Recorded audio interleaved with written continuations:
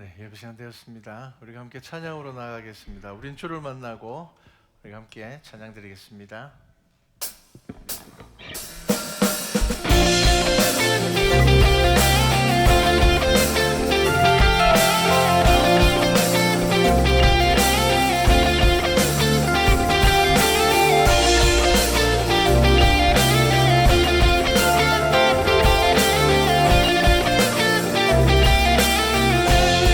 우리 주를 만나고 새로운 삶을 시작했네.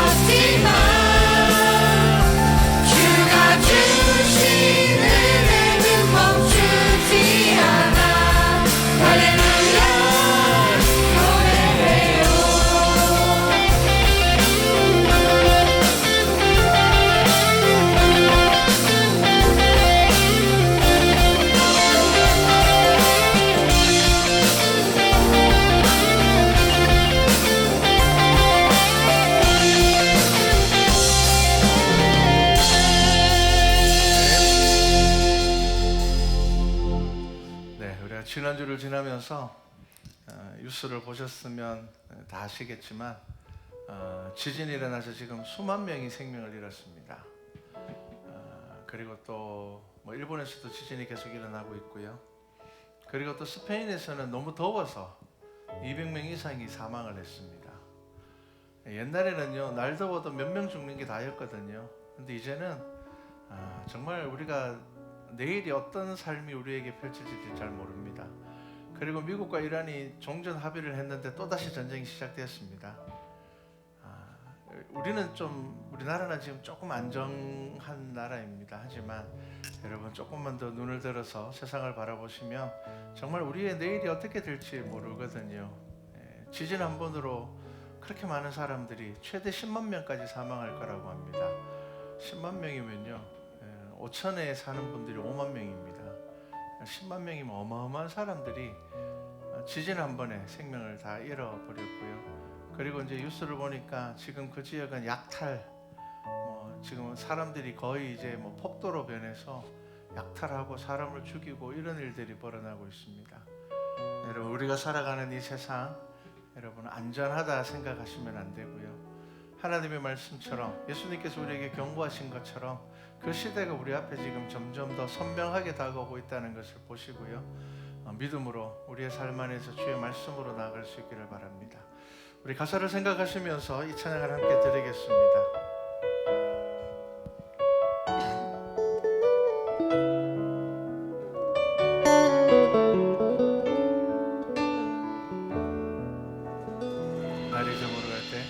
날이 저물어 갈 때, 빈들에서 걸을 때, 그때가 하나님의 때.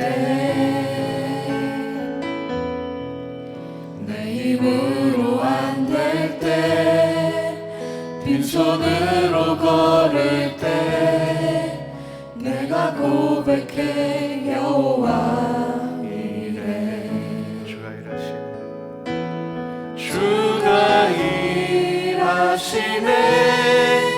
주가 일하시네.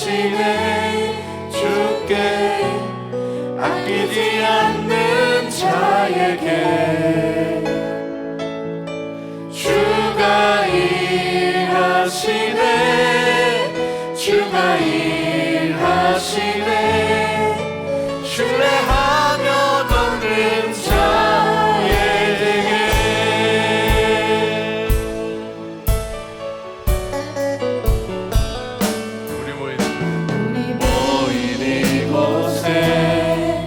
주님 함께 계시네.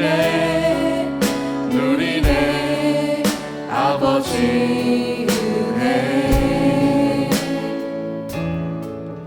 적은 떡과 물고기 내 모든 걸 드릴 때 모두 고백해 여호와 이래. 주가 일하시네. 주가 일하시네. 주가 일하시네. 주께 아끼지 않는 자에게 주가 일하시네. 주가 일하시네. 신뢰하며 걷는 자에게 주가 일하시네. 주가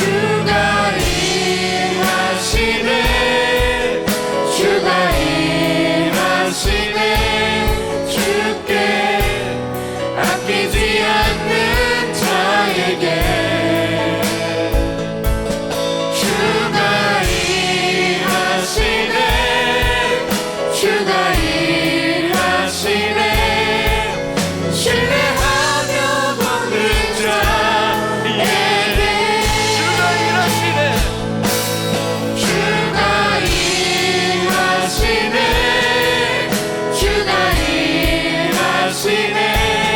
주께 아끼지 않는 자에게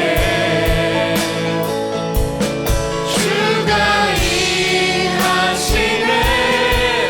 주가 일하시네. 하시네 신뢰하며 걷는 자에게 마지막으로 한 번 더 주가 일하시네 주가 일하시네 주가 일하시네 주께 아끼지 않는 자에게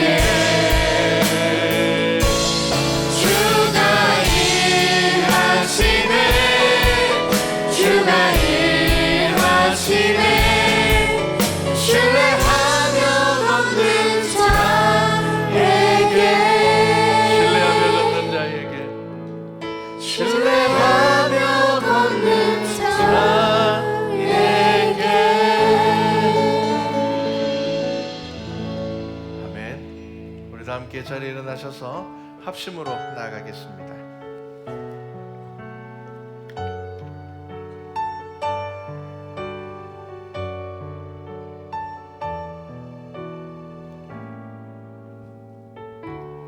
이제 합심하여 우리 예배를 합시다 온 마음으로 모든 전심을 다해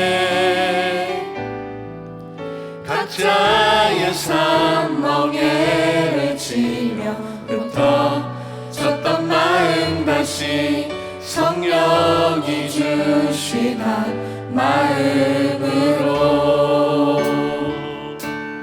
기도할 때 주님의 시선이 머문 곳을 향해 찬양하는 우리의 입술을 주님을 알며 기뻐하고 말씀을 나눌 때 주 나라 그 뜻 사모하며 이제 우리 예배를 합시다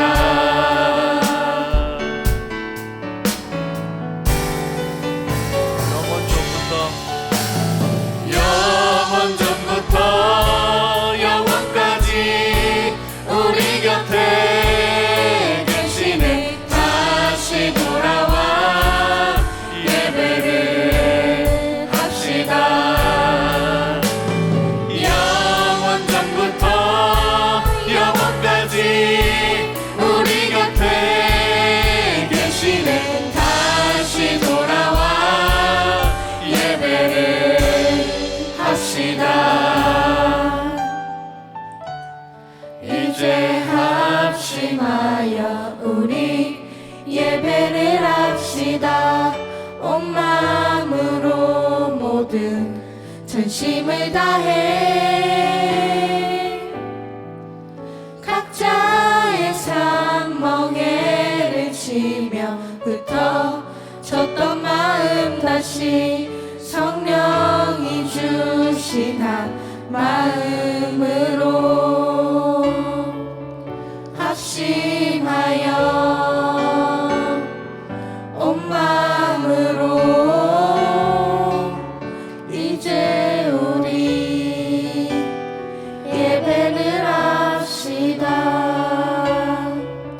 이제 우리 예배를 합시다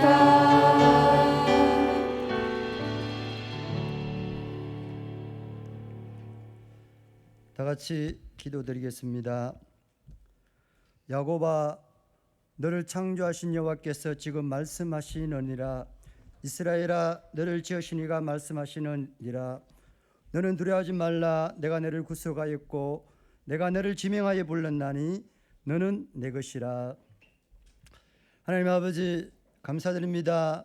6개월 동안 인도하여 주셔서 6월 마지막 주를 맞이해서 하나님 앞에 나와서 예배드리게 하심을 감사드립니다. 정말 6개월 동안 모든 삶들이 하나님의 은혜가 아니었으면 올 수 없었음을 고백하며 이 시간에 또 이렇게 예배로 주님 앞에 가까이 나갑니다. 하나님 아버지, 이 세상을 볼 때에 곳곳에 지진과 곳곳에 무더위로 인하여서 많은 사람들이 힘들어하고 슬퍼하고 있는 가운데 있습니다. 지금 이때가 하나님의 창조하심이 나타나게 해주시고 주님이 살아계시고 역사하심이 나타나는 귀한 이 시기가 될 수 있도록 전 세계를 통치하여 주시옵소서. 하나님, 이 시간에 또 이렇게 예배를 드립니다. 선포되어지는 말씀 속에서 세상을 살아갈 수 있는 힘을 얻는 귀한 시간 되게 해 주시고, 저희들이 입술로 고백하는 찬양이 하나님 앞에 응답되게 해 주시고, 저희들이 수시로 무시로 드리는 기도가 기도의 향이 되어서 하늘나라에 사무치게 하여 주시옵소서. 이 시간에 드려지는 예배가 오로지 하나님께 영광이 되게 하시고, 저희들의 심령이 온전히 주님 앞에 나아가는 귀한 시간 될 수 있도록 인도하여 주시옵소서. 모든 말씀 예수님의 이름으로 감사 기도드립니다. 아멘. 사도신경으로 우리의 신앙을 고백드리겠습니다. 나는 전능하신 아버지 하나님 천지의 창조주를 믿습니다. 나는 그의 유일하신 아들 우리 주 예수 그리스도를 믿습니다. 그는 성령으로 잉태되어 동정녀 마리아에게서 나시고 본디오 빌라도에게 고난을 받아 십자가에 못 박혀 죽으시고 장사된 지 사흘 만에 죽은 자 가운데서 다시 살아나셨으며 하늘에 오르시어 전능하신 아버지 하나님 우편에 앉아 계시다가 거기로부터 살아있는 자와 죽은 자를 심판하러 오십니다. 나는 성령을 믿으며 거룩한 공교회와 성도의 교제와 죄를 용서받는 것과 몸의 부활과 영생을 믿습니다. 아멘. 교동문은 78번입니다. 교동문은 78번입니다. 너희는 마음에 근심하지 말라. 하나님을 믿으니 또 나를 믿으라.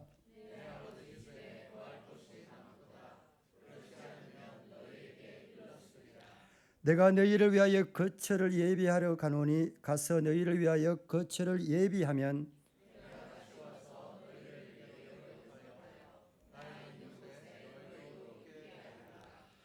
내가 어디로 가든지 그 길을 너희가 아느니라.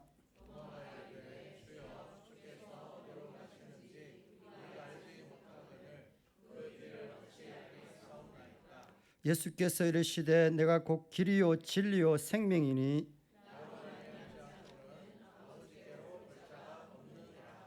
아멘. 찬송가는 494장입니다. 찬송가는 494장입니다.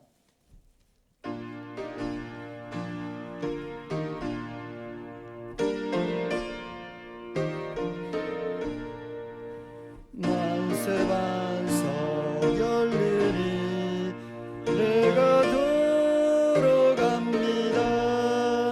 창의 허리 상하여 물과 피를 흘린 것 내게 용되어서 정결하게 하소서. 내가 공을 세우나 오래 갚지 못하네. 쉼이 없이 힘쓰고 눈물 건심 많으나 구속 못할 죄인을 예수 홀로 속하네.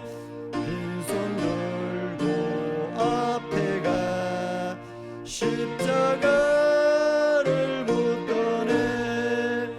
어이가 없는 자라도 도와주심 바라고 생명 샘에 나가니 나를 씻어 주소서.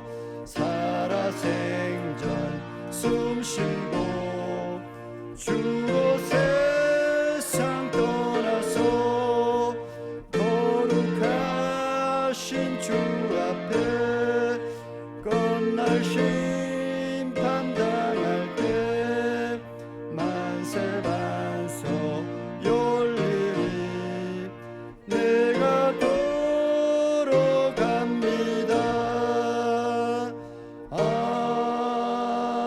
아멘. 예, 주부에 있는 주일 기도문으로 함께 기도드리겠습니다. 사랑으로 우리의 삶을 인도하시는 하나님, 주의 자녀로 살게 하시고 예배 앞에 불러주심을 감사드립니다. 시작되는 한 주도 하나님께 영광을 돌리며 말씀으로 살아갈 은혜를 허락하여 주시옵소서. 삶이 분주하지만 예배를 구별하여 사모하게 하시고 말씀을 의지하게 하여 주시옵소서. 무엇보다 예배가 우리의 삶을 이끌어가게 하시고 매일의 삶에 하나님의 나라를 경험하게 하소서. 그리스도의 말씀에 잇대어 성령의 열매를 맺는 삶을 살게 하시고 세상의 즐거움보다 나의 십자가를 사모하며 참된 기쁨과 즐거움으로 하나님의 나라를 알게 하소서. 사랑하는 자가 되어 긍휼이 있게 하시고 용서하는 자가 되어 온유한 자가 되게 하소서. 일어나 함께 가는 교회 되기를 소망하오니 나의 고집과 욕심을 다스리게 하시고 마을의 지혜를 가지고 주의 사랑을 전하는 교회와 성도 되게 하여 주소서. 주의 말씀을 가지고 복음을 전하는 선교사님들과 모든 전도자에게 위로와 평안을 허락하여 주시며 하나님의 사명을 감당하여 주께서 기뻐하시는 교회와 성도 되게 하여 주시옵소서. 이 모든 말씀 우리를 부르시고 사랑으로 품으시는 예수님의 이름으로 기도드립니다. 아멘.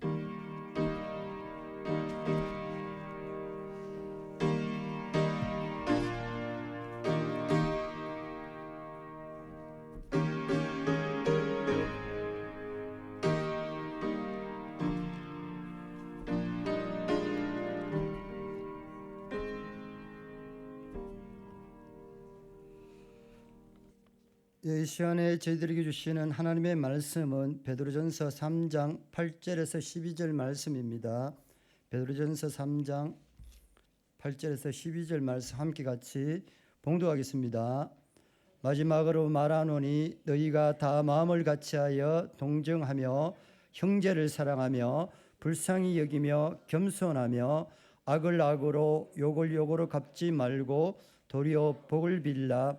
이를 위하여 너희가 부르심을 받았으니 이는 복을 이어가게 하려 하심이라. 그러므로 생명을 사랑하고 좋은 날 보기를 원하는 자는 혀를 금하여 악한 말을 거치며 그 입술로 거짓을 말하지 말고 악에서 떠나 선을 행하고 화평을 구하며 그것을 따르라. 주의 눈은 의인을 향하시고 그의 귀는 의인의 강구에 기울이시되 주의 얼굴은 악행하는 자들을 대하시느니라 하였느니라. 아멘. 이 시간에는 솔리디오 중창단이 나오셔서 복음밖에 없습니다라는 제목으로 찬양드리겠습니다. 삶에는 복음밖에 없습니다. 예수님밖에 없습니다. 은혜밖에 없습니다. 이 시간에 장태환 목사님 나오셔서 선으로 이루는 믿음이라는 제목으로 말씀을 선포하시겠습니다.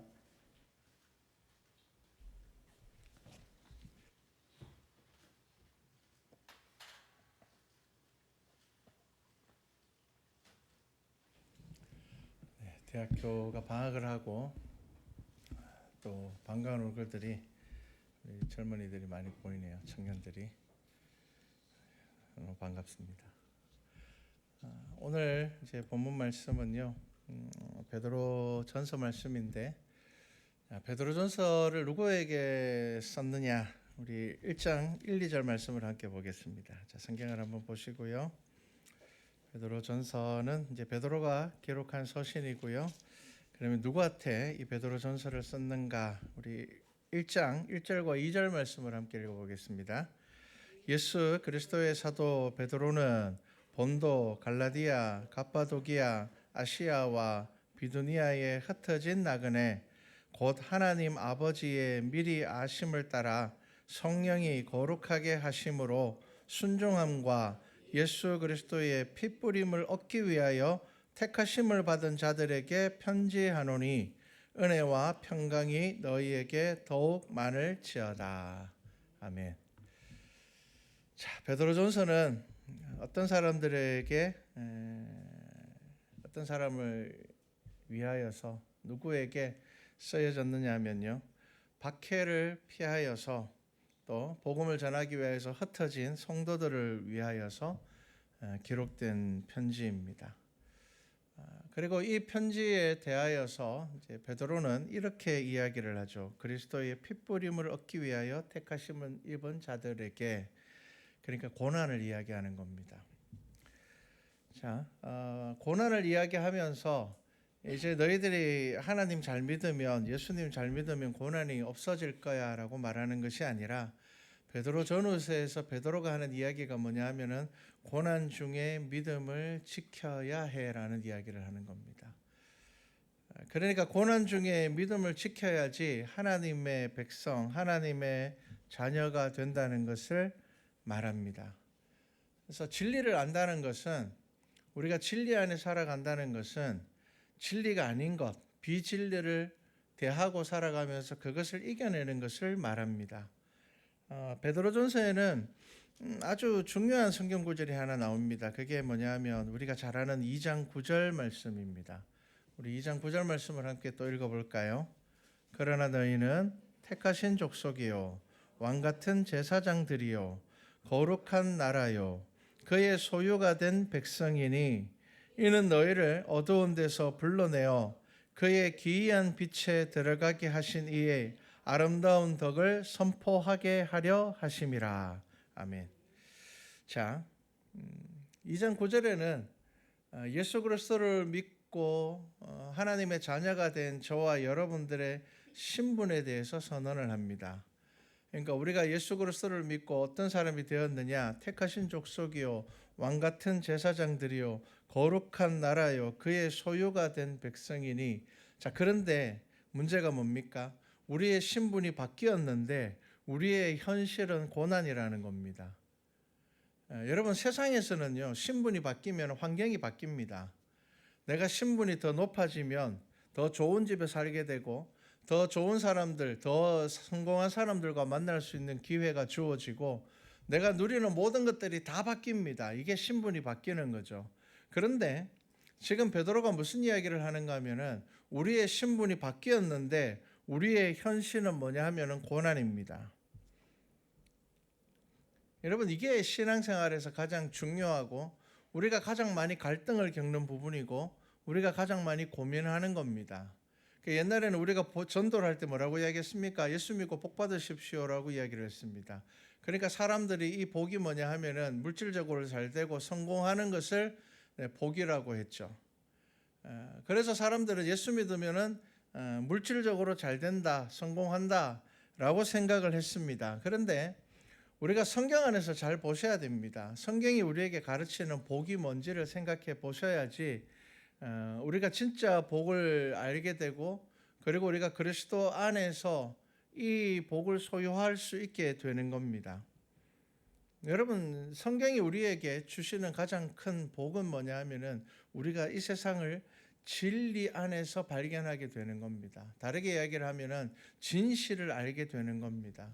이 세상을 하나님께서 창조하셨고 우리는 그냥 우연히 어쩌다 보니까 생겨나서 어쩌다 살다가 그냥 죽어버리면 끝나는 존재가 아니라 우리는 분명히 어떤 목적과 어떤 계획 안에 만들어진 존재라는 것이 성경이 우리에게 말씀하고 있는 진리입니다.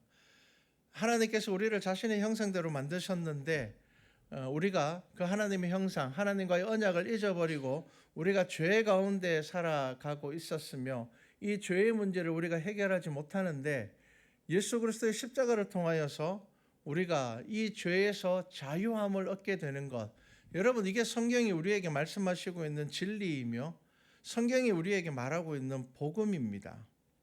여러분, 이게 신앙이죠. 그래서 우리는 이 세상을 살아가면서 어떻게 살아간다고요? 부활의 소망을 바라보며 부활의 영광을 기대하며 우리는 이 세상을 살아가는 겁니다. 그래서 이 세상에서 성공과 실패가 우리에게 중요한 것이 아니라 우리는 이 세상에서 믿음을 지키느냐 못 지키느냐라는 것이 우리에게 있어서 가장 중요한 것입니다. 그래서 여러분, 믿음에 대한 올바른 이해와 기준이 없으면 우리는 반드시 우리의 믿음은 이 세상 살아가면서 흔들리고 때로는 잃어버리게 되는 겁니다. 우리는 나의 어떤 삶의 결과에 따라서 우리의 믿음이 왔다 갔다 거리게 되는 겁니다. 그래서 신약 성경에서 특히 사도들의 서신서를 통하여서 그들이 우리에게 이야기하고 있는 믿음이 뭔지, 그들이 우리에게 말하고 있는 복이 뭔지, 그가 우리에게 어떻게 살아가기를 요구하고 있는지를 보셔야 됩니다. 베드로의 성도를 향한 권면이 우리가 읽은 이 3장의 내용입니다. 3장 앞쪽에는 이제 가정에 대한 이야기를 합니다. 그리고 우리가 읽은 8절 말씀부터는 이제 성도들이 어떻게 신앙생활을 해야 되는지, 우리 앞에 닥쳐진 현실이 무엇인지를 이야기하는 겁니다. 이 현실을 잘 알아야죠. 현실을 알아야지 우리가 믿음 생활을 제대로 할 수가 있는 겁니다. 여러분, 우물안 개구리가 되시면 안 돼요. 제가 아까 찬양하면서도 이야기를 했죠. 여러분, 우리는 정말 안정된 사회 속에서 살아가고 있지만 여러분, 이 세상에서 이렇게 안정된 사회 구조를 가지고 있는 나라가 몇 나라가 없습니다. 그 가운데 우리가 살아가고 있는 겁니다. 여러분, 얼마나 많은 전쟁이 지금 이 시점에, 지금 이 시기에 지금 진행 중인지를 우리는 알아야 됩니다. 얼마나 많은 나라들이 끼니를 걱정하면서 살고 있는지를 우리는 알아야 됩니다. 여러분, 지진 한 번에 5만 명, 10만 명이 죽어버리는, 여러분, 우리가 살아가고 있는 이 땅이 그렇습니다. 그런데 우리가 이 시대 가운데서 우물안 개구리처럼 나는 편안하니까, 나는 괜찮으니까 그냥 그러한 모든 현실들을 다 외면하고 우리가 믿음이 아닌, 믿음을 생각하지 않는, 믿음 안에서 결정하지 않는 우리의 미래를 생각하면서 살아간다면 여러분, 이것은 우리가 믿음으로 살아간다고 할 수가 없는 겁니다. 예수님께서 하신 비유 중에 부자에게 뭐라고 이야기를 합니까? 부자가 어떻게 생각합니까? 원래도 풍년이고 하는 일마다 다 잘 되고, 그러니까 내가 창고를 더 지어서 뭐라고 이야기를 합니까? 내 영혼아 편안하자 라고 이야기를 할 때 예수님께서 뭐라고 말씀하십니까? 하나님께서 오늘 너의 생명을 거두어 가시면은 그게 도대체 무슨 소용이 있냐는 겁니다. 여러분, 믿음은 우리의 삶에서 진짜 가치 있는 게 무엇인지를 빨리 발견하라고 말씀하십니다. 여러분, 그게 진리입니다. 지금 베드로가 이제 성도를 향하여서 하는 권면이 뭡니까? 이렇게 이야기를 하죠. 너희가 다 마음을 같이하여 동정하며 형제를 사랑하며 불쌍히 여기며 겸손하며. 여러분, 8절은 뭐냐 하면은 성도가 가져야 되는 마음가짐입니다. 자, 그러면 9절은 무슨 말일까요? 이제 우리의 믿음이 삶에서 어떻게, 어떤 방법으로, 우리가 어떤 방법으로 살아야 되는지에 대해서 말하고 있습니다. 악을 악으로, 욕을 욕으로 갚지 말고 도리어 복을 빌라. 여러분, 이게 참 어렵잖아요. 우리가 살아가면서 제일 힘든 게 이겁니다. 힘으로 이기면 편해요. 저 사람이 나한테 이렇게 하면 나도 똑같이 하면 편해요. 그래서 이기면 그냥 그걸로 끝인 것 같아요. 그게 쉬운 방법인 것 같습니다. 그런데 성경은 늘 우리에게 그렇게 말씀하지 않는단 말이에요. 예수님조차도 저와 여러분들에게 원수를 사랑하라고 말씀하셨단 말이에요. 그러니까 참 어려워요. 그리고 지금 베드로가 그렇게 살아야 되는 이유, 악을 악으로 욕을 욕으로 갚지 말고 그를 위해서 복을 빌어야 되는 이유에 대해서 너희가 부르심을 받았으니 어떻게 해요? 너희가 이를 위하여서 너희가 부르심을 받았다는 겁니다. 그러니까 성도로서 부르심을 받은 이유가 세상하고 똑같이 살라고 부르심을 받은 것이 아니라 다르게 살라고 부르셨다는 겁니다. 여러분, 이게 우리의 믿음 안에 자리 잡지 못하면은 우리가 하나님을 믿는다고 이야기를 하면서도 세상 사람들과 전혀 다를 바 없는 삶의 기준과 가치관을 가지고 살아가게 된다는 겁니다. 그냥 단지 주일에 이 자리에 나와서 예배 드리는 게 우리의 믿음의 전부라면은 여러분, 그것은 성경이 말하고 있는 믿음이 아닙니다.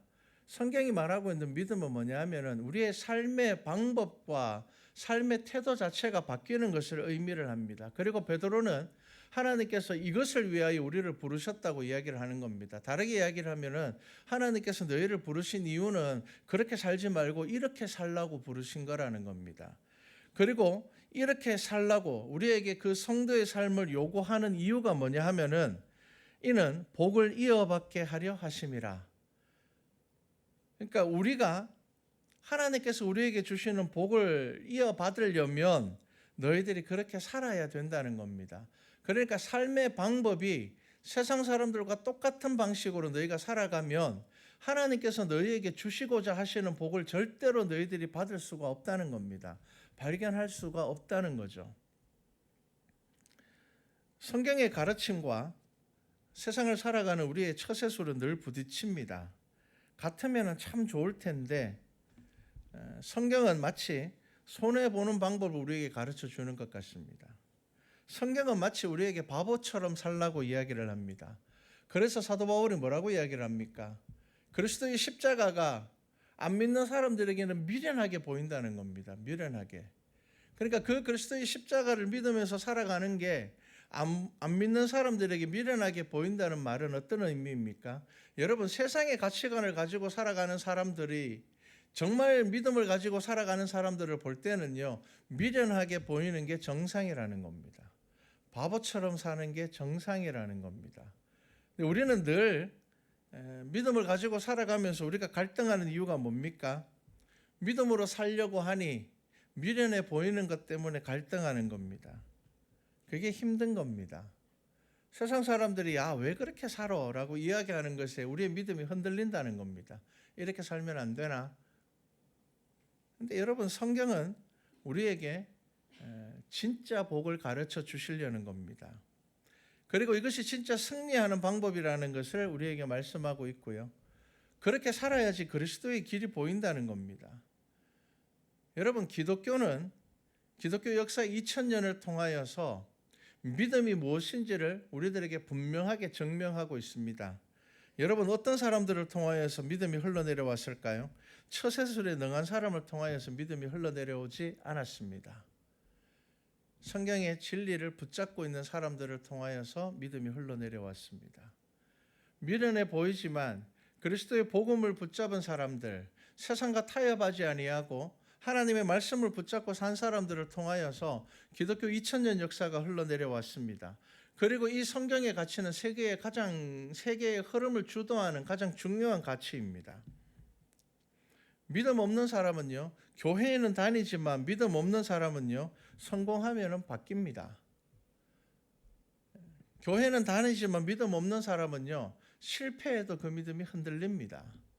여러분, 성경이 지금 우리에게 말씀하고 있는 믿음은 뭘까요? 세상의 성공과 실패와 상관없이 그 믿음이 흔들리지 아니하고 깊어지는 사람이 정말 하나님을 아는 사람이라고 말하고 있는 겁니다. 그래서 지금 베드로가 뭐라고 이야기를 합니까? 고난을 이겨내라고 말하는 겁니다. 고난 가운데서 선으로 승리하라고 말하는 겁니다. 여러분, 우리의 믿음은 거룩에 적용하기는 쉽습니다. 무슨 말이냐면은 예배 열심히 드려야 돼. 기도 열심히 해야 돼. 성경 말씀 매일 묵상해야 돼. 여러분, 우리의 믿음을 우리의 거룩에 적용할 때는요, 크게 문제가 생기지 않습니다. 갈등이 생기지 않습니다. 그런데 여러분, 이 믿음을 어디에 적용할 때 갈등이 생기는 줄 아십니까? 우리의 삶에 적용할 때 갈등이 생기는 겁니다. 여러분, 믿음이 시간에 적용이 잘 안 됩니다. 여러분, 믿음이 돈에 적용이 잘 안 됩니다. 여러분, 믿음이라는 것이 가치관에 적용이 잘 안 되는 겁니다. 그러니까 종교적인 삶에는 적용이 되고 갈등이 없어요. 그런데 이 믿음이 우리의 삶에 적용하기가 정말 어렵다는 겁니다. 우리의 일상적인 삶에 믿음이 적용이 되어야 되는데 그게 안 된다는 겁니다. 우리가 말씀을 읽을 때마다 힘든 게 뭡니까? 원수를 사랑하라, 오른뺨을 치며 왼뺨을 내밀어라. 이런 말씀들이 우리에게는 걸림이 되는 겁니다. 그렇게 살면 세상 미련하게 사는 거고 바보같이 사는 거고 맨날 지면서 살아가는 건데, 그런데 예수님께서 그렇게 말씀하셨단 말이에요. 그런데 여러분, 어떤 사람을 통하여서 기독교 신앙이 흘러내려왔다고요? 오른뺨을 맞고 왼뺨을 내민 사람들을 통하여서 교회의 믿음을 흘러내려왔습니다. 같이 붙어서 싸운 사람들을 통해서 교회가 믿음이 흘러내려오지 않았습니다. 오히려 같이 싸운 사람들을 통하여서는 교회가 욕을 먹었죠. 여러분, 기독교 신앙, 지금 우리가 믿고 있는 예수 그리스도의 신앙은 어떤 사람들을 통하여서 이 교회가 2000년이라는 시간 동안 흘러내려왔느냐?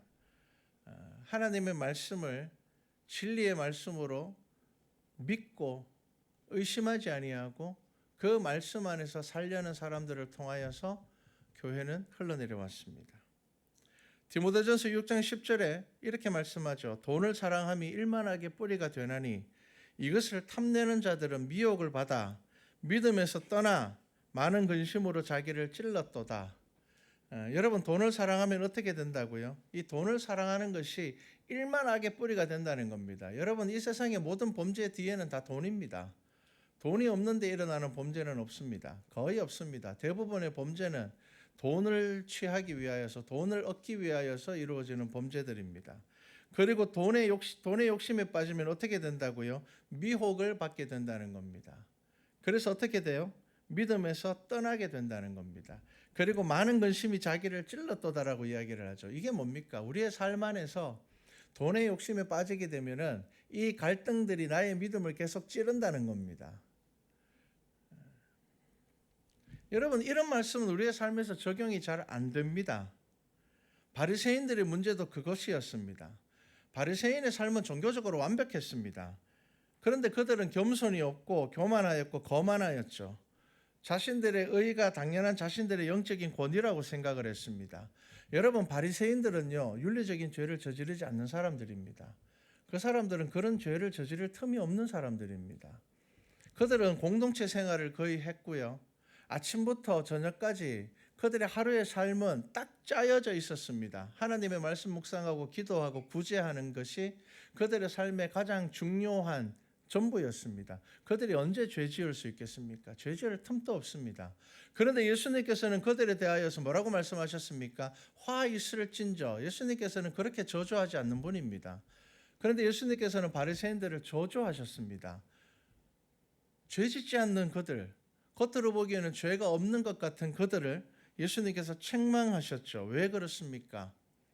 여러분, 결국 우리 안에 문제는 뭐냐 하면요, 우리의 믿음이, 하나님을 믿는 이 믿음이 우리의 삶에 적용되지 않는다는 겁니다. 여러분, 10절을 보면은 그러므로 이렇게 이어집니다. 그러므로. 자, 복을 이어받게 하려 하심이라. 그러므로. 자, 앞의 내용을 조금 더 구체적으로 지금 말하고 있습니다. 자, 이제 복을 이어받으려면 너희들이 악을 악으로 욕을 욕으로 갚지 않고 복을 빌고 하나님께서 너희를 부르신 그 부르심대로 너희들이 살려면 어떻게 해야 되느냐? 생명을 사랑하고 좋은 날 보기를 원하는 자는 어떻게 해요? 혀를 금하여 악한 말을 그치며 그 입술로 거짓을 말하지 말고 악에서 떠나 선을 행하고 화평을 구하며 그것을 따르라. 자, 여러분, 신약 성경에 특히 많이 하고 있는 게 뭐냐면 혀에 대한 이야기입니다. 야고보서는 너무 많이 이야기하고 있고요. 근데 베드로도 지금 뭐라고 이야기를 합니까? 너희들이 정말 하나님께서 주시는 그 복을 이어받고 살려면, 하나님께서 주시는 그 복을 누리려면 너희들이 뭘 해야 되는가 하면은 혀를 금하여야 되는데 두 가지입니다. 악한 말을 그치고, 여러분, 악한 말은 뭐냐 하면 감정적인 말입니다. 감정이 튀어나오는 겁니다. 그다음에 두 번째가 뭐라고요? 거짓을 말하지 말고. 여기서 거짓이 뭐냐 하면 나의 유익을 위하여서, 나의 이익을 위하여서 다른 사람을 속이는 것을 말합니다. 내가 이익을 얻기 위하여서, 내가 남들보다 조금 더 좋은 사람이 되기 위해서, 내가 남들에게 인정받기 위하여서 거짓을 말하는 겁니다. 그러니까 지금 혀를 금하여 악한 말과 거짓을 말하지 말고 악에서 떠나 선을 행하고 화평을 구하며 그것을 따르라. 우리들에게 그렇게 권면하고 있는 겁니다. 여러분, 구약에서는 가장 많이 나오는 게 뭐냐면요, 율법을 지키라는 명령이 많이 나옵니다. 명령. 그래서 구약 성경에서 가장 많이 반복되는 것은 뭐냐면 너희가 나의 규례와 율례를 지켜 행하면, 이렇게 말씀을 많이 하죠. 그런데 여러분, 신약 성경에 와서 예수 그리스도를 통하여서 완성된 하나님의 말씀, 그러니까 이 복음에서는 어떤 이야기를 많이 하시는지 보셔야 됩니다. 예수님께서 우리에게 훨씬 더 많이 요구하는 것이 무엇입니까? 사랑과 겸손과 낮아짐과 오늘 말씀처럼 혀를 금하여 우리의 삶에서 드러나는 믿음의 성품들을 훨씬 더 많이 말하고 있는 겁니다. 그러면 율법은 아무 의미가 없느냐? 아닙니다. 여러분, 예수님의 시대에는 율법이 넘쳐나는 시대였습니다. 바리새인들이 율법을 얼마나 체계적으로 잘 만들고 가르쳤는지 율법이 넘쳐났습니다. 그런데 뭐가 없다고요? 그 속에 사랑과 겸손과 긍휼과 낮아짐과 같은 그 율법의 본질이 되는 것들이 없다는 겁니다. 자, 그래서 지금 성경에서는 이제 복음의 시대를 살아가고 있는 저와 여러분들에게 무엇을 말씀하고 있는가 하면은 율법주의에 빠져서는 아니 되고 복음의 은혜로 우리가 이 세상을 살아가야 되는데 어떻게 해요? 그 가운데 무엇이 있느냐? 바로 행함이라는 것이 있습니다. 그래서 야고보서에서 가장 중점적으로 이야기하는 게 뭐라고요? 행함이었습니다. 예수님께서도 우리에게 말씀하시는 게 뭐지 않습니까? 행하라는 겁니다. 너도 가서 이와 같이 행하라 라고 말씀하시는 겁니다. 야고보서 2장 22절에 내가 보거니와 믿음이 그의 행함과 함께 일하고 행함으로 믿음이 온전하게 되었느니라. 여러분, 이 행함이라는 것은 내 머릿속에 들어있는 지식을 드러내고 말로 하는 것들이 아니라 몸으로 하는 것들입니다. 내가 움직이는 것이죠. 여러분, 행함에는 두 종류가 있습니다. 모든 행함에는 두 종류가 있습니다. 실전과 연습이죠. 여러분, 실제적이지 않는 행함은 연습입니다. 실전의 믿음이 있고 연습의 믿음이 있습니다. 여러분들의 믿음이 어떤 믿음인지 한번 생각해 보십시오. 나의 믿음은 어떤지. 대부분의 사람들이 이렇게 이야기할 겁니다. 목사님, 제 믿음은 실전입니다. 실전. 그런데 여러분, 실전과 연습의 차이를 한번 생각해 보십시오. 아주 쉽게 한번 생각해 볼까요? 여러분은 운동하는 사람들이 연습을 가장 많이 하는 사람들입니다. 특히 스포츠를 하는 사람들은 또 뭐 국가대표 같은 사람들은요, 연습을 가장 많이 하는 사람들입니다. 그런데 그 사람들이 연습만 하느냐? 아니죠. 그 사람들이 연습을 하는 이유는 뭐냐면은 실전을 위해서 하는 겁니다. 그러면 연습과 실전이 뭐가 다르냐? 여러분, 연습할 때는 가장 중요한 게 뭔지 아십니까? 안 다치는 겁니다. 실전에서는요, 다치는 것보다 이기는 게 더 중요합니다. 권투 선수들이 시합을 앞두면 스파링을 합니다. 스파링은 뭐냐면은 실전 같은 연습입니다. 그런데 이 스파링의 대상은 누구일까요? 잘 아는 사람이든지 내가 지금 시합을 해야 되는 그 대상과 똑같은 스타일, 비슷한 스타일의 선수를 구하여서 스파링을 하는 겁니다. 그러니까 내가 최대한 실전에서 붙을 사람과 비슷한 스타일의 선수를 구해서 시합을 하는 것이 스파링입니다. 그런데 이 스파링은요, 이기고 지는 것보다 더 중요한 게 있습니다. 다치면 안 됩니다. 왜냐하면 실전을 앞두고 하는 거거든요. 여기서 다치면 본 경기에서 이제 몸에 무리가 되는 겁니다. 그런데 실전은요, 이기면은 나의 등급이 올라가고 지면은 내려가는 거죠. 여러분들의 예배가 실전이 맞습니까? 한번 생각해 보십시오. 여러분들의 예배가 실전이 되려면 여러분들이 월요일부터 시작되는 여러분들의 삶에서 여러분들의 믿음이 적용이 되어야지 이게 실전인 겁니다. 그런데 내가 세상을 살아가는 가치관은 내 마음대로, 내가 세상을 살아가는 기준도 내 마음대로, 세상을 살아가면서 그냥 내가 계획하고 내가 살아가고 내 시간 내 마음대로 쓰고 그러면서 주일날 와서 예배드리는 이것이 여러분들의 삶에서 신앙생활의 전부라면은 여러분, 이 예배가 여러분들의 삶에서 실전이 되지는 않을 겁니다. 연습이 될 겁니다. 예전에 올림픽에서 수영에서 금메달을 딴 선수가 이렇게 이야기를 했습니다. 우리는 이 5분이라는 시간을 위하여서 몇천 시간을 훈련한다는 겁니다. 이 5분을 위하여서 우리는 몇천 시간을 땀을 흘린다는 겁니다. 여러분, 연습과 실전 어느 게 더 중요할까요? 둘 다 중요해요. 실전 없는 연습은요, 아무 의미가 없어요. 그리고 연습만 하는 사람은 아무 의미가 없고요. 연습하지 않고 실전에 뛰어드는 사람은 무모한 사람입니다. 여러분, 우리가 드리는 이 예배, 여러분, 이 예배가 왜 중요할까요? 여러분이 만약에 여러분들의 삶에서 여러분들의 믿음이 실제적이라면 이 예배는 연습이 아니라 실전이 될 겁니다. 여러분 예배를 드리는 태도와 자세가 달라질 겁니다. 하나님의 말씀을 듣는 여러분 태도가 다를 겁니다. 여러분 주중에 여러분 설교 말씀이 기억나야지 이게 실전인 겁니다. 그런데 예배 마치고 집에 가가 식당에서 밥 먹다가 오늘 본문 뭐였지 이러면 이제 연습인 겁니다. 여러분들이 하루에 큐티를 하시는 분들이 많을 겁니다. 여러분들이 하루를 살아가면서 그 큐티 말씀이 기억이 나야지 그 큐티가 여러분들의 삶에서 실전이었던 겁니다. 여러분 믿음으로 살고자 하는 성도들에게는 예배는 실전입니다. 연습이 아닙니다. 여러분 연습만 한다면 여러분들의 삶에서 믿음으로 살아갈 수가 없는 겁니다. 여러분 고난에 대한 기도는 언제 해야 될까요? 고난이 닥치면서 하면 안 됩니다. 여러분들의 인생에 대한 기도는 언제부터 해야 될까요? 여러분들이 매일의 삶에서 여러분들의 인생을 놓고 기도를 하셔야 됩니다. 이거 되게 중요합니다, 여러분. 어떤 문제가 내게 닥쳤을 때 그게 좋은 일이든지 그게 나쁜 일이든지 여러분 내가 미리 나의 삶을 놓고 기도하지 않으면은요. 내가 어떠한 상황, 나의 삶에 급변한 일들이 생겼을 때 내가 믿음으로 살아가지 못합니다.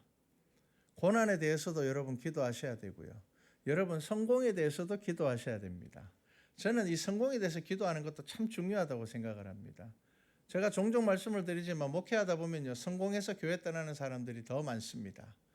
즐기고 싶어서 인생 재밌게 살고 싶어서 그렇게 신앙생활 열심히 하던 분이 성공하고 나니까 꼭 그렇게 신앙생활 열심히 할 필요가 있어. 세상 즐기면서 살아야지 이렇게 되더라고요. 그래서 여러분 믿음이라는 것은요. 여러분들의 삶에서의 기도는요. 늘 드려져야 됩니다. 제가 1990년대 신학교 다닐 때 굉장히 특별한 영상을 하나 봤는데 이슬람 지역에서 선교하시다가 순교하시는 선교사님의 영상을 본 적이 있습니다. 옛날에 이런 영상이 좀 있었습니다. 굉장히 잔인합니다. 선교사님들이 반군이나 극단주의자들에게 붙잡혀서 목이 잘리는 영상이 있었습니다. 요즘은 그런 게 없죠. 그런 영상이 안 나오죠. 그런 일들은 지금도 일어나고 있습니다. 그런데 그때 한 선교사님이 옆에 사람이 이만큼 큰 칼을 목에 딱 들이대고 이야기를 합니다. 지금 여기서 네가 예수를 부인하면 살 거고 네가 여기서 예수를 부인하면 죽는다. 어떡할 거냐라고 했을 때 그 선교사님이 그 이슬람 언어로 오직 예수 그리스도 외에는 구원받을 만한 이름이 없다라고 이야기를 하고 바로 거기서 목이 잘렸습니다. 물론 그게 이제 뭐 이렇게 자막 처리처럼 되어서 나왔지만 여러분 그 영상을 보면서 많은 사람들이 어떻게 저렇게 담대할 수가 있을까? 어떻게 저렇게 진짜 목에 칼이 들어왔는데 그냥 한번 부인하고 살아남으면 될 텐데 어떻게 저렇게 믿음을 지킬 수 있을까? 대단하다라고 이야기를 했을 때 그 사모님은 조금 다르게 이야기를 했습니다. 그 사모님이 이렇게 이야기를 했습니다. 우리 선교사님은 선교지가 정해지는 그 순간부터 그러니까 우리나라에 있을 때부터 그 선교지로 가기 전부터 그 선교지가 굉장히 위험한 지역이고 극단주의자들이 활동하는 지역이라서 선교사들이 많이 순교당했다라는 것을 알고 있었기 때문에 선교지로 출발하기 전부터 선교사님이 가장 많이 한 기도가 뭐냐 하면은 하나님 제가 순교할 순간이 왔을 때 제가 믿음 잃어버리지 않게 해주십시오. 제가 그리스도인으로 죽게 해주십시오. 그 기도를 선교지 가기 전부터 기도했다는 겁니다.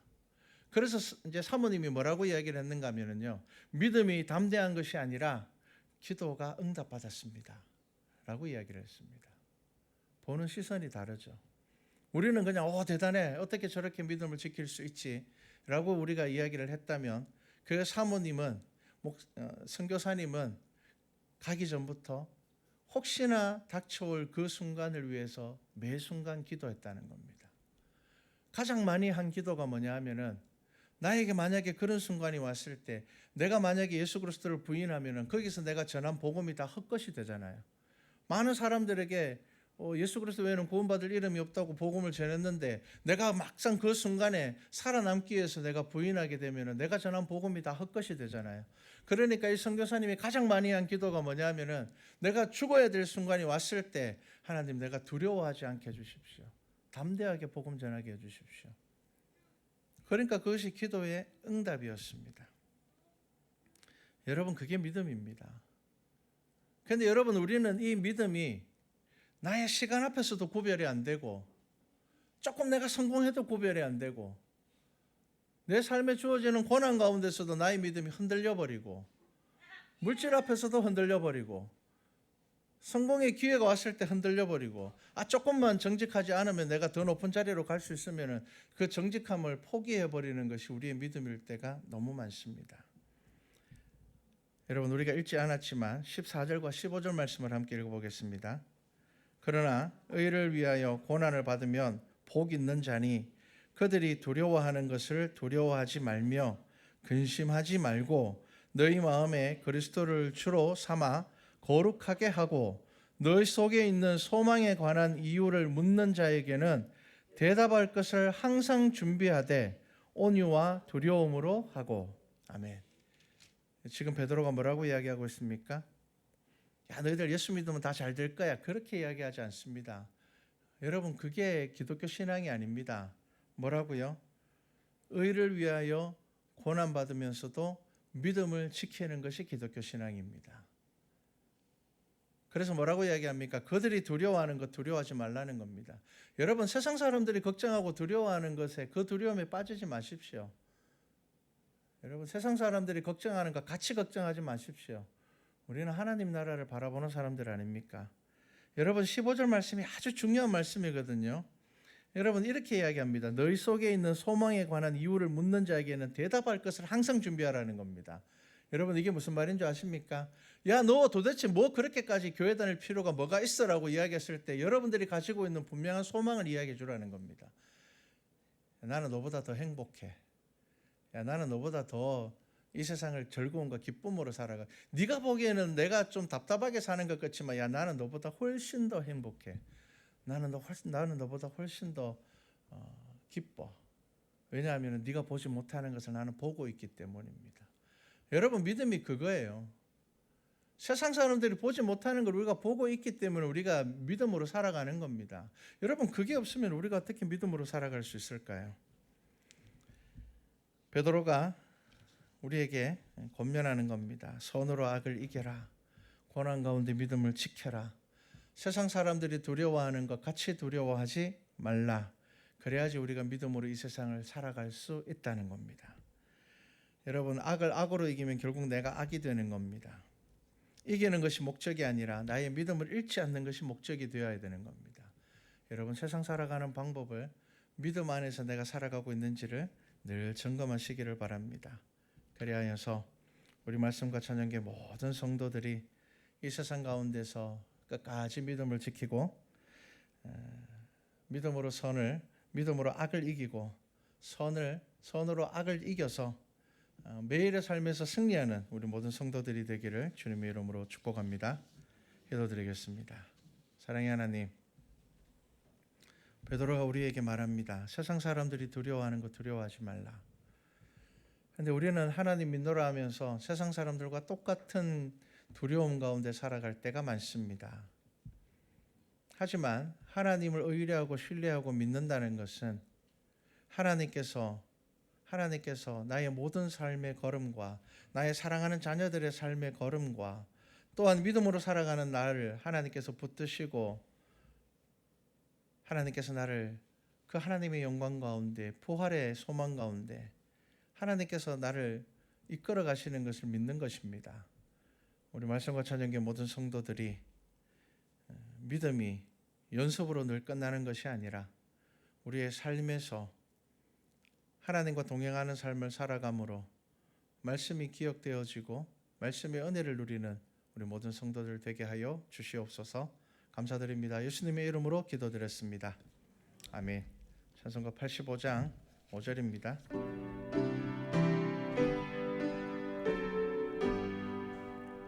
사랑의 구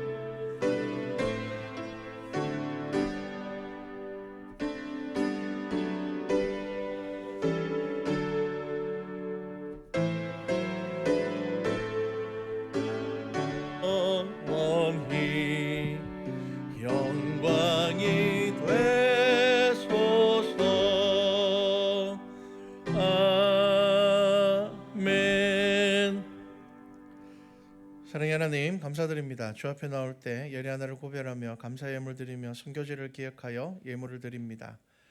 이 예물은 나의 것을 드리는 것이 아닙니다. 나의 모든 것이 하나님의 것입니다라는 신앙의 고백이며 은혜 안에 살아가고 있음을 고백하는 것입니다. 이 예물을 통하여 주께서 맡겨주신 사명 감당함에 부족함이 없게 하여 주시고 우리 교회의 다음 세대 아이들이 잘 자라날 수 있도록 인도하여 주시옵소서. 마음은 원이로되 들으지 못하는 손길들, 하나님 그 손길도 축복하시며 주의 은혜 가운데 살아가게 하시며 또한 주의 은혜를 깨달아 알 수 있도록 성령 하나님 인도하여 주시옵소서. 감사드립니다. 예수님의 이름으로 기도드렸습니다. 아멘.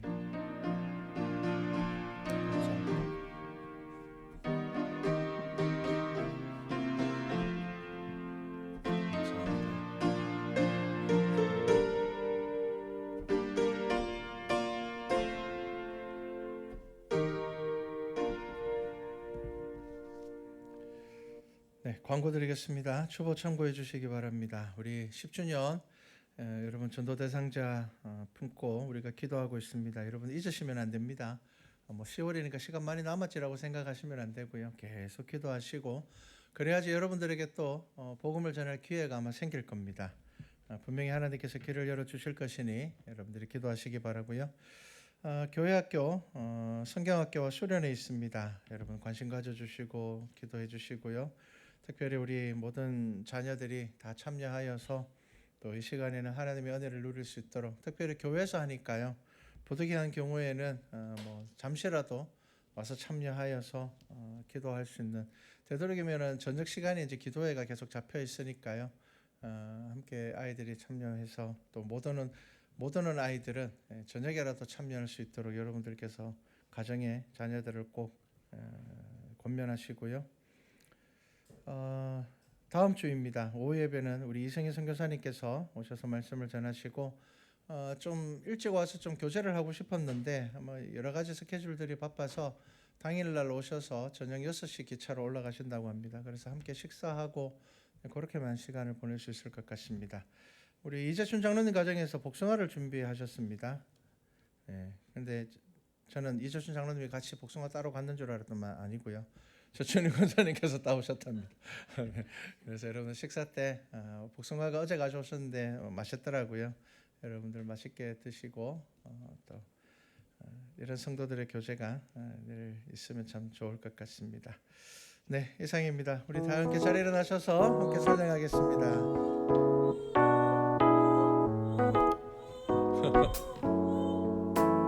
하나님의 사랑이 당신의 삶 가운데 가득하기를 축복합니다. 하나님의 사랑이 당신의 삶 가운데 합니다. 하나님의 사랑이 당신의 삶 가운데 가득하기를 축복합니다. 하나님의 은혜가 우리 가운데 가득하길 기도합니다. 가득하길 기도합니다. 가득하길 기도합니다. 가득하길 기도합니다. 기도드리겠습니다. 이제는 교회머리가 되시며 부활이고 생명 되시는 예수 그리스도의 은혜와 독생자를 주시기까지 우리를 사랑하시는 하나님의 그 사랑하심과 성령 하나님의 교통하심이 고난 가운데 믿음 지키며 흔들리지 아니하며 세상이 두려워하는 것 두려워하지 아니하며 오직 하나님의 나라의 소망으로 나아가기를 원하는 우리 모든 성도들의 머리 위에 그 삶의 자리 위에 지금부터 영원토록 함께 계시기를 간절히 축원하옵나이다. 아멘.